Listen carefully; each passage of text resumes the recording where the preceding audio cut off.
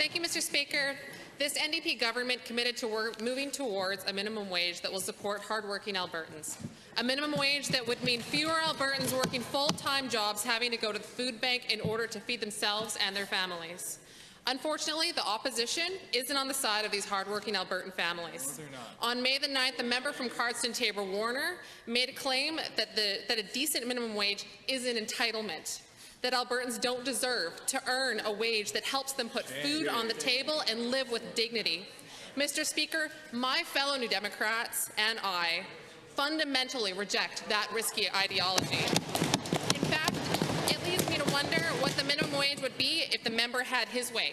$5 an hour, $2 an hour, or maybe he would just scrap it altogether. Mr. Speaker, just because someone makes minimum wage doesn't mean that they're not working hard. The only entitled mentality that exists in this debate is the one the opposition is arguing, the one that says Alberta businesses can't succeed if they pay their employees a fair and decent wage that pays the bills. These workers are our family, our friends, our neighbours.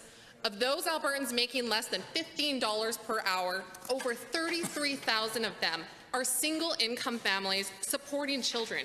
Thousands of single parents that can't afford to buy their children a winter coat, never mind themselves, and who still have to choose between their groceries and their medication.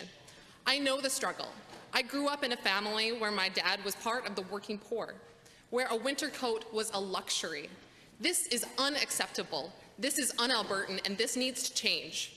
We are working with businesses, with social advocacy organizations, with nonprofits, and with those very Albertans who are struggling to make ends meet. Mr. Speaker, I would strongly encourage the opposition to get on the right side of history here. There is no dignity in advocating for working Albertans to remain in poverty.